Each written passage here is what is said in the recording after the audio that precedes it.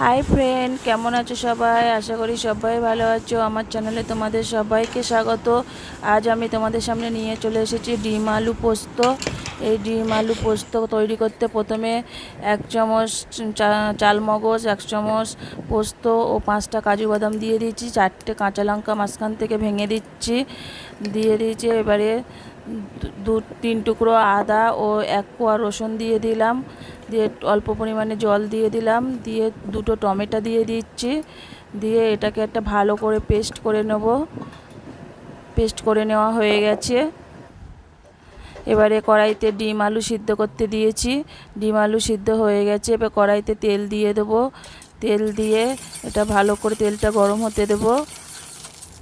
তারপরে অল্প পরিমাণে লবণ দেবো। লবণটা দিলে কড়ার গায়ে ডিম আর লেগে থাকবে না।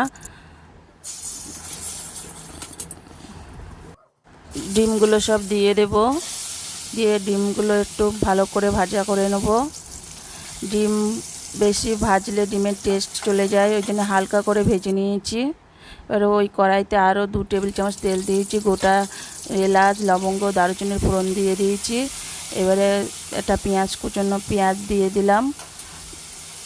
দিয়ে এটা পেঁয়াজটা লাল লাল করে ভেজে নেব। আগে থেকে বেটে রাখা পেস্টটা দিয়ে দেবো। দিয়ে ওই মশলার বাটিটা ধুয়ে একটু জল দিয়ে দিলাম। দিয়ে মশলাটা ভালো করে কষাতে থাকবো, মশলার যাতে কাঁচা গন্ধ চলে যায়। এবার এক এক করে গুঁড়ো মশলাগুলো সব দিয়ে দেবো। প্রথমে 1 চামচ লঙ্কার গুঁড়ো দিয়ে দিলাম, 1/2 চামচ ধনিয়া গুঁড়ো দিয়ে দিলাম, আবার 1 চামচ এমনি লাল লঙ্কার গুঁড়ো দিয়ে দিলাম। এবারে 1 চামচ জিরে মরিচের গুঁড়ো দিয়ে দিলাম, 1 চামচ হলুদ গুঁড়ো দিয়ে দিলাম। দিয়ে মশলাটা আবার একটু কষিয়ে নেব। এবারে 1 চামচ লবণ দিয়ে দিলাম, 1/2 চামচ চিনি দিয়ে দিলাম। দিয়ে মশলাটা আরও ভালো করে কষিয়ে নেব। এবারে অল্প একটু জল দিয়ে দিলাম, কারণ কড়ার গায়ে লেগে যাচ্ছে। কড়ার গায়ে লেগে গেলে এটা তেতো হয়ে যাবে, সেই জন্য অল্প করে জল দিয়ে দিয়েছি। এবারে মশলাটা দেখো তেল ছেড়ে দিয়েছে, পারফেক্ট কষানো হয়ে গেছে। এবার আমরা সেই সিদ্ধ করে রাখা আলুটা দিয়ে দিয়েছি। দিয়ে ভালো করে নাড়াচাড়া করে নিচ্ছি। এবারে সেই সিদ্ধ করে রাখা ডিমগুলোও দিয়ে দিলাম। দিয়ে ভালো করে নাড়াচাড়া করে নেব। এগুলো ভালো করে কষানো হয়ে গেছে। এবার আমরা পরিমাণ মতো জল দিয়ে দেব।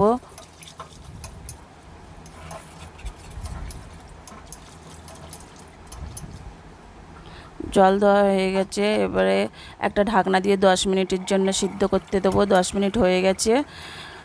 এবারে আমরা একটু নাড়াচাড়া করে নেব। দেখো গ্রেভিটা অনেকটা গাঢ় হয়ে এসছে।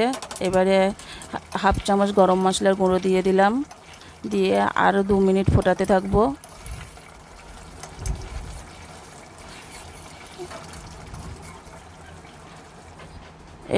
এবার আমরা এই পর্যায়ে নামিয়ে নেব। এইভাবে একবার বাড়িতে বানিয়ে খেয়ে দেখবে বন্ধুরা। যদি ভালো লাগে আমাকে কমেন্টে জানাবে। আর এর ওপর দিয়ে একটু সর্ষের তেল ছড়িয়ে দিচ্ছি। কাঁচা তেল দিলে ডিম পোস্ততে এর ফ্লেভারটা খুব সুন্দর আসে এবং খেতেও খুব সুন্দর হয়। আর যদি এই রেসিপিটা ভালো লাগে তাহলে অবশ্যই লাইক, কমেন্ট, শেয়ার এবং সাবস্ক্রাইব করবেন। ভালো থাকবেন, সুস্থ থাকবেন। ততক্ষণে দেখা হচ্ছে পরের কোনো ভিডিওতে। Bye bye.